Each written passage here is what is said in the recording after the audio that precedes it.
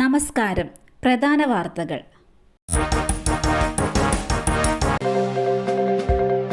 യാത്രക്കാർക്ക് തിരിച്ചടി. ജൂൺ 7 വരെ കേരളത്തിലേക്കുള്ള കൂടുതൽ വിമാനങ്ങൾ റദ്ദാക്കി എയർ ഇന്ത്യ. ഒമാനിൽ നിന്ന് കേരളത്തിലേക്കുള്ള വിമാനങ്ങളാണ് റദ്ദാക്കിയത്. ഈ മാസം 28 മുതൽ ജൂൺ 1 വരെയുള്ള വിവിധ സർവീസുകൾ നേരത്തെ റദ്ദാക്കിയിരുന്നു. ഇതിന് പിന്നാലെയാണ് കൂടുതൽ സർവീസുകൾ റദ്ദാക്കിയത്. എയർ ഇന്ത്യയുടെ തീരുമാനം ആയിരക്കണക്കിന് പ്രവാസികളെ പ്രതിസന്ധിയിലാക്കും. ജൂൺ 2, 4, 6 തീയതികളിലെ കോഴിക്കോട് മസ്കറ്റ് വിമാനം, ജൂൺ 3, 5, 7 തീയതികളിലെ മസ്കറ്റ് കോഴിക്കോട് സർവീസുകൾ, ജൂൺ 1, 3, 5, 7 തീയതികളിലെ കണ്ണൂർ മസ്കറ്റ്, ജൂൺ 1, 3, 5, 7 തീയതികളിലെ തിരുവനന്തപുരം മസ്കറ്റ് സർവീസ് തുടങ്ങിയ സർവീസുകളാണ് ഓപ്പറേഷണൽ കാരണങ്ങൾ കൊണ്ട് വിമാന കമ്പനി റദ്ദാക്കിയത്. വേമ്പനാട്ട് കായലിൽ വള്ളം മറിഞ്ഞു. മത്സ്യത്തൊഴിലാളിക്ക് ദാരുണാന്ത്യം. ചെമ്പ് സ്വദേശി സദാനന്ദനാണ് മരിച്ചത്. 58 വയസ്സായിരുന്നു. ഇന്ന് വൈകിട്ട് 5 മണിയോടെയാണ് അപകടം നടന്നത്. ശക്തമായ കാറ്റിൽ വള്ളം മറിയുകയായിരുന്നു. മൃതദേഹം വൈക്കം താലൂക്ക് ആശുപത്രി മോർച്ചറിയിലേക്ക് മാറ്റി.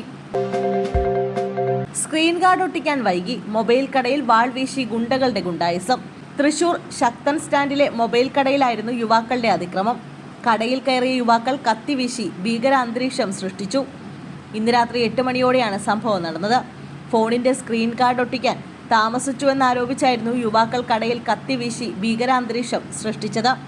സംഭവത്തിന്റെ CCTV ദൃശ്യങ്ങളും പുറത്തുവന്നു. പോലീസ് അന്വേഷണം ആരംഭിച്ചിട്ടുണ്ട്. പ്രതികളെക്കുറിച്ച് സൂചന ലഭിച്ചതായും പോലീസ് പറഞ്ഞു. KSU ക്യാമ്പിലെ കൂട്ടത്തല്ല്. സംസ്ഥാന പ്രസിഡന്റ് അലോഷ്യസിനെ മാറ്റണമെന്ന് കെ സുധാകരൻ. KSU ക്യാമ്പിലുണ്ടായ കൂട്ടത്തല്ല് വിവാദത്തിൽ നടപടിക്കൊരുങ്ങി KPCC. സംസ്ഥാന പ്രസിഡന്റ് അലോഷ്യസ് സേവ്യറെ മാറ്റണമെന്ന ആവശ്യവുമായി KPCC അധ്യക്ഷൻ കെ സുധാകരൻ രംഗത്ത്.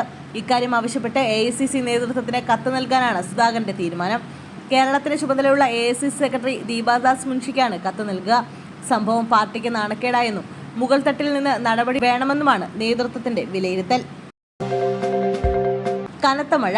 5000-ലധികം കോഴിക്കുഞ്ഞുങ്ങൾ ചത്തു. പേരുമൂട് മാഹിന്റെ ഉടമസ്ഥതയിലുള്ള ഹിസാന പൗൾട്രി ഫാമിലാണ് സംഭവം. 5 ദിവസം പ്രായമായ കോഴിക്കുഞ്ഞുങ്ങളാണ് ചത്തത്. ഫാമിലുണ്ടായിരുന്ന കോഴിത്തീറ്റയും വെള്ളം കയറി നശിച്ചു. 5 ലക്ഷത്തിലേറെ രൂപയുടെ നഷ്ടമുണ്ടായതായാണ് കണക്ക്.